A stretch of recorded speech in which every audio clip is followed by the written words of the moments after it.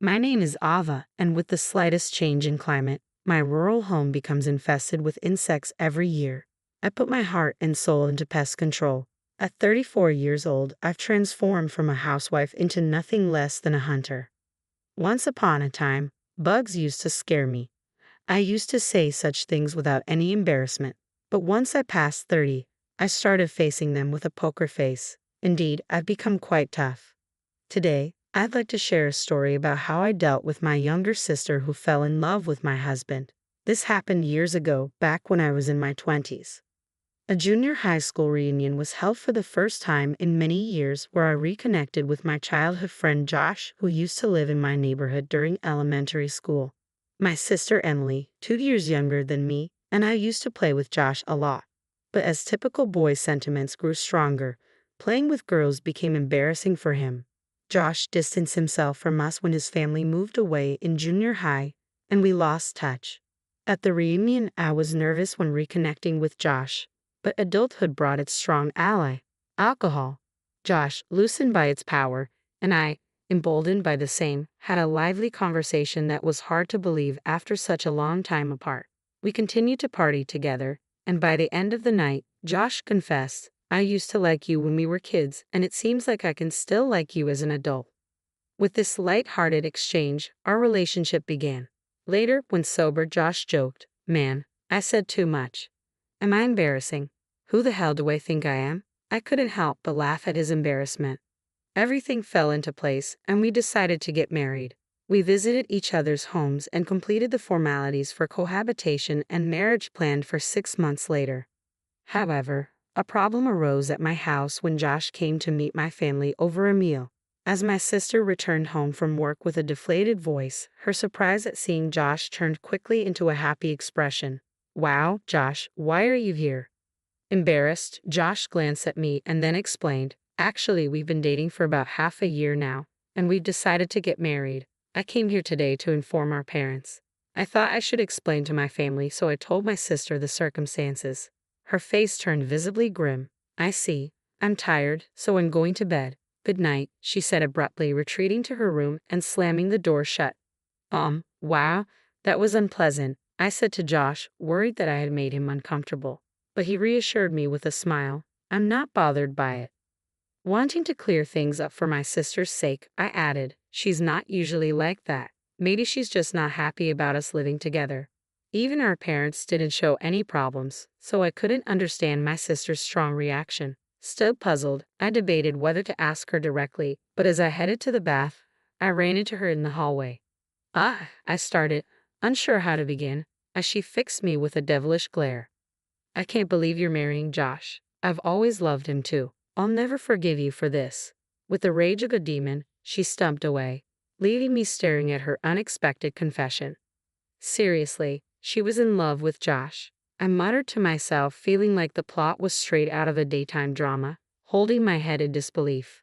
After a night of restless tossing and turning, I finally found clarity. Is it really a problem if my sister loves my fiancé? After all, our marriage is already decided. If Josh had loved my sister, it would have been a different story, but that's not the case. More importantly, if she's felt this way since childhood, she should have told him sooner. Realizing it was my sister's failure to express her feelings that caused this turmoil, I decided it was absurd for her to blame me.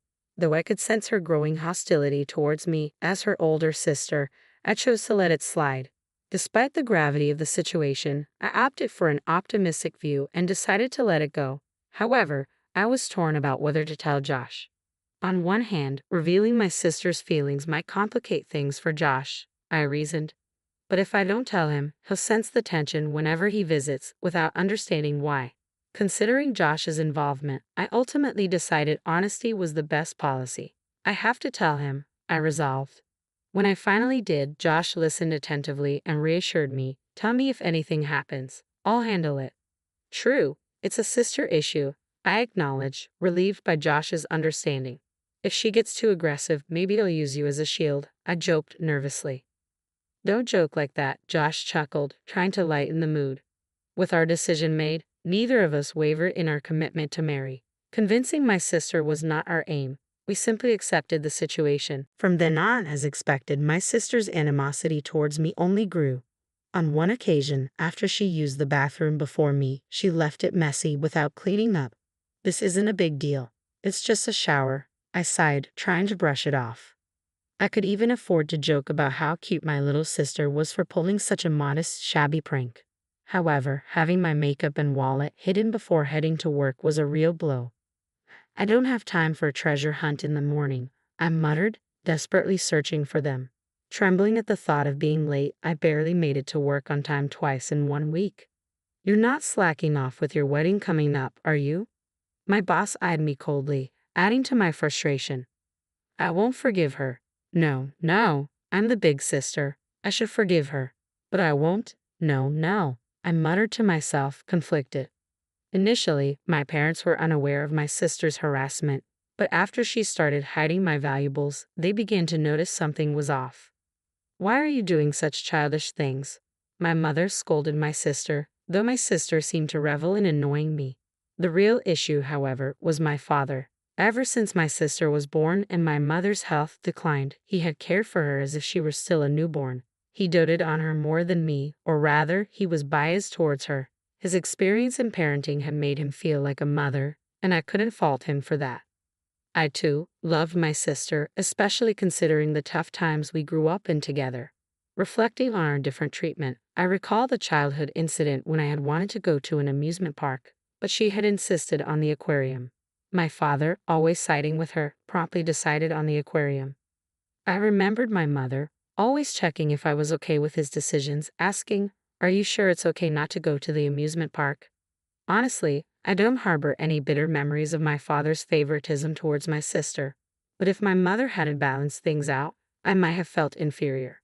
Plus, at the time, even my friends remarked about how my sister received more affection. I didn't dwell on it. I simply accepted that there was a bias in love everywhere. Maybe it's just my inherently optimistic personality. I always look for reasons not to feel down. But this time, my father clearly took my sister's side. Apparently, she accused Josh of stealing her boyfriend, which in my father's eyes painted Josh as the villain. I understood his protective stance, imagining the plight of the sister who was left behind while her elder sister was about to get married.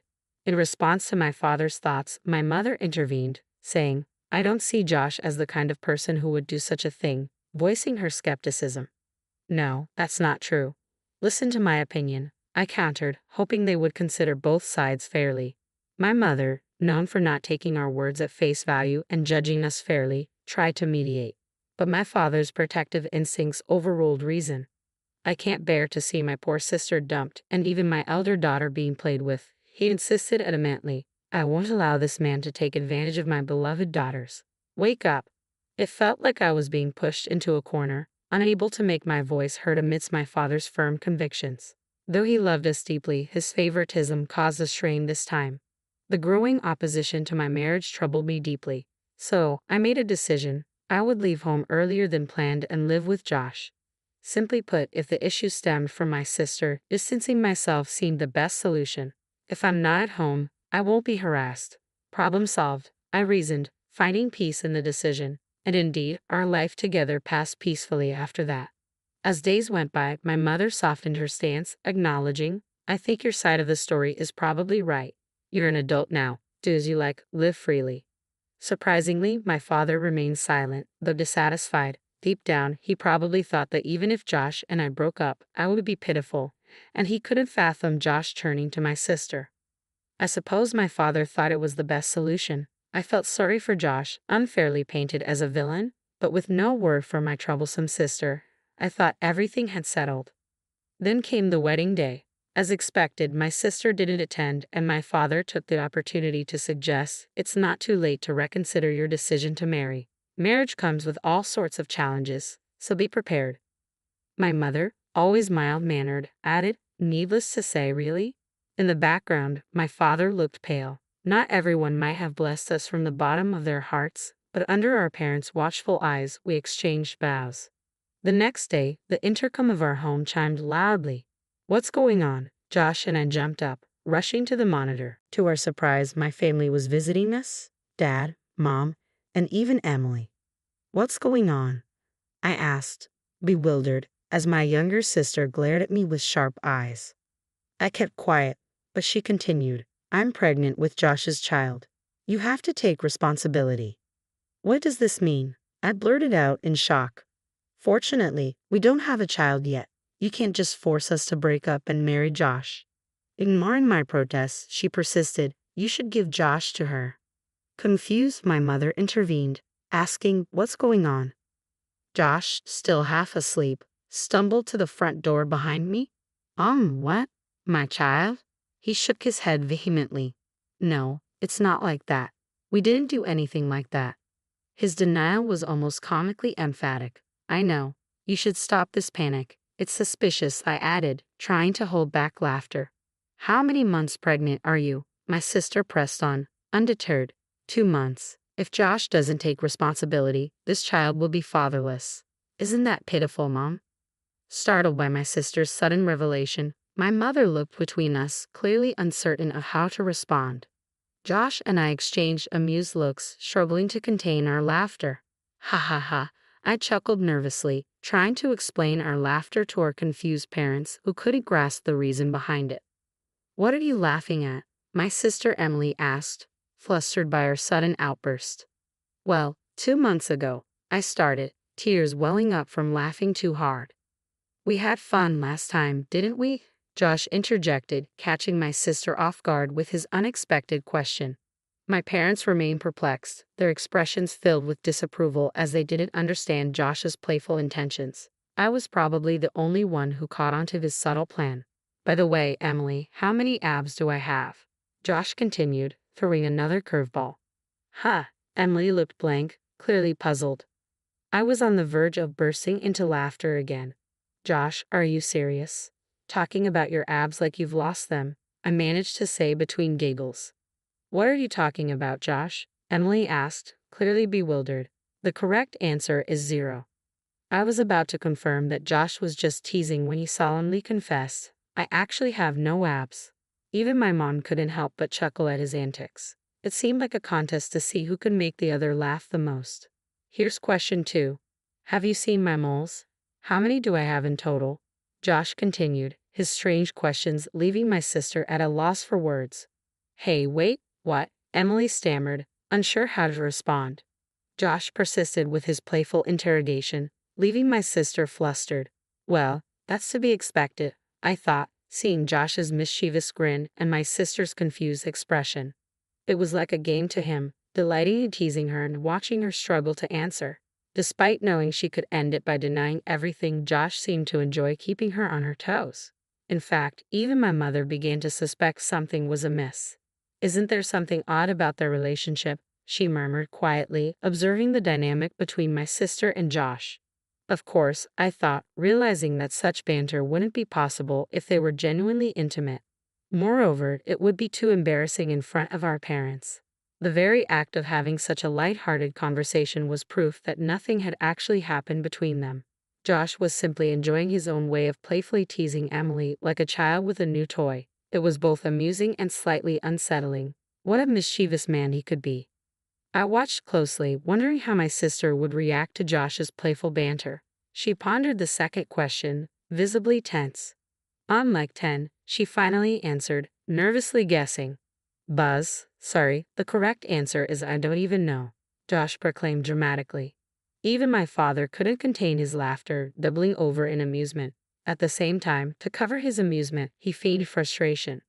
Love is enough, Josh. Don't you dare joke around after causing my daughter such distress. My father interjected sternly, preparing to scold Josh. Wait, listen, I interjected, trying to diffuse the tension. You said the pregnancy was 2 months along, right? Considering the conception period, there's no way the child could be Josh's. What do you mean? My mother asked, intrigued by my point. Can I say it? I glanced at Josh, who reluctantly nodded with a deeply embarrassed expression. Wait, hold on. Can I say it? Can you? Josh stammered nervously. Oh yeah, I'll do it, I replied, despite the awkwardness. Josh puffed out his chest bravely. Mom and Dad, the truth is, during that time, I was stung by a bee in a very sensitive area. At this revelation, everyone, even my sister, burst out laughing uncontrollably. That's enough of the lies, Josh. There's no way you were stung there, my father exclaimed, torn between anger and amusement. while my mother laughed uproariously, clapping her hands.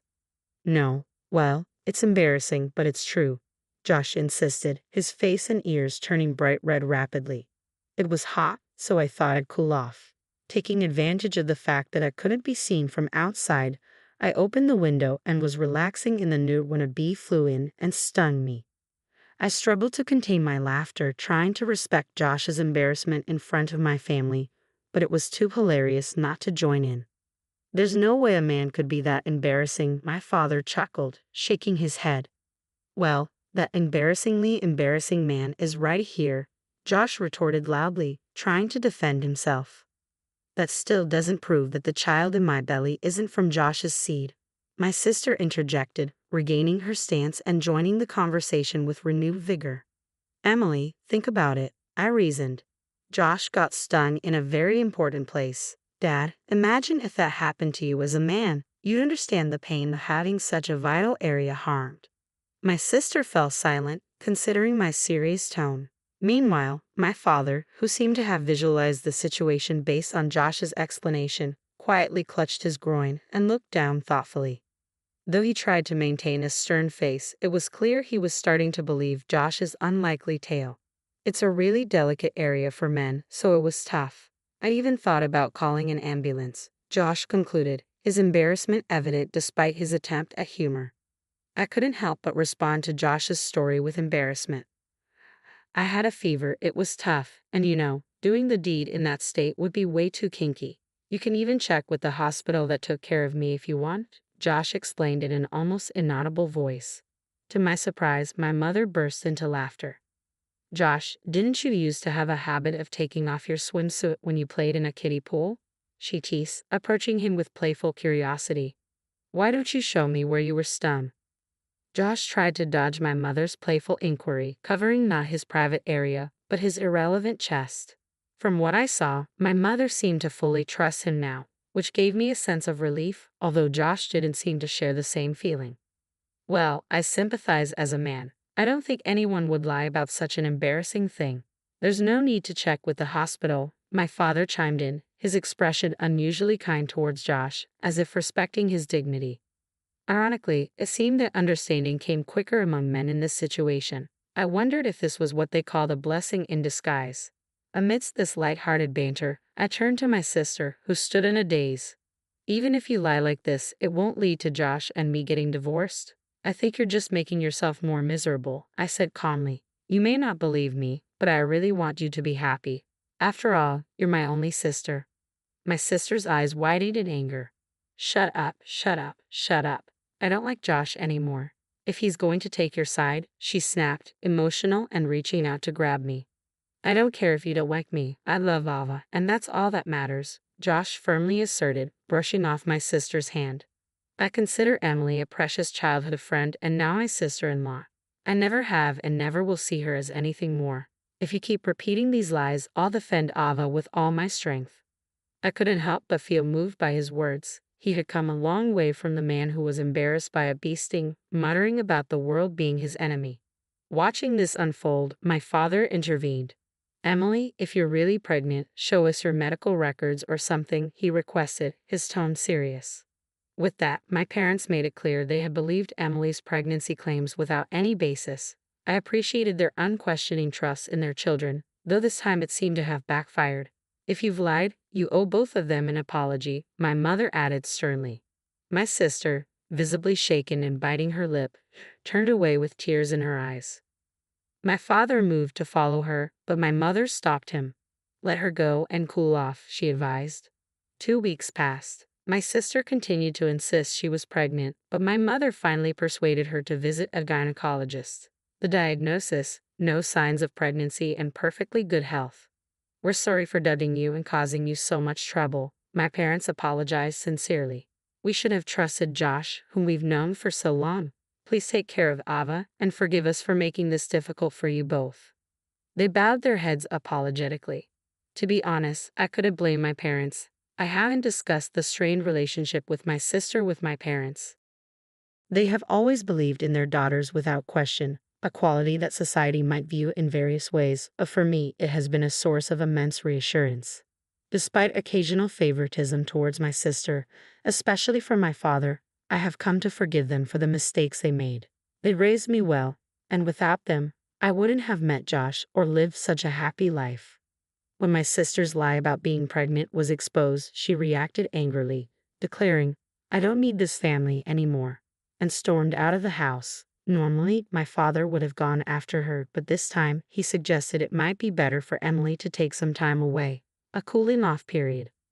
My mother agreed, adding firmly, "If she can't come back and sincerely apologize, we won't let her back into this house." Deep down, I doubted my sister would ever apologize sincerely. It felt like a definitive break between us. 7 years passed. My sister did return once, bowing her head to her parents and asking to come back. Initially noble in her return, by the end of the year she had caused a significant incident while heavily intoxicated. One tumultuous New Year's Eve, she sneaked into Josh's bed, mistaking it for mine, and startled him awake. Both of us, along with our parents, were shocked by the disturbance. "Don't approach him," I warned her angrily. Josh, startled, exclaimed loudly enough to wake the neighbors. "Oh!" My parents, usually composed, jumped up in surprise. It was a scene that revealed the extent of my sister's issues. In her drunken state, she blurted out, "I'm tired of seeing you two always together. It's okay for him to spend time with me." I was furious and demanded she get her act together. Even my parents, usually gentle, expressed unprecedented anger. My father, who had once adored my sister, was visibly disgusted. "I didn't raise a child who would attack a man in his sleep," he declared sternly. "I'll never forget this." Despite my sister's tearful apologies once she sobered up, my father remained resolute. "Your actions when drunk reveal your true feelings. I can't trust anything you say anymore." With that, my parents disowned her. It was a painful but necessary decision. Meanwhile, I discovered I was pregnant for the first time shortly before this turbulent New Year's Eve. Since then, I've given birth to 3 children, including twins, making me a mother of 4 by the age of 34. Life with 4 children is chaotic, walls scribbled with crayons, daily struggles with clothes and toothbrushing, but seeing their sleeping faces each night makes it all worthwhile. My parents adore their grandchildren, often visiting to help with childcare. Josh, too, is deeply involved, despite the challenges. He handles the chaos with a smile, even as he worries about his thinning hair from constant hair pulling during piggyback rides. I find it amusing and endearing to see Josh grappling with hair loss. With his promotion and improved salary, he could afford treatments, but I secretly enjoy watching him embrace fatherhood in all its messy glory. Our home is far from quiet and calm. It's lively and noisy,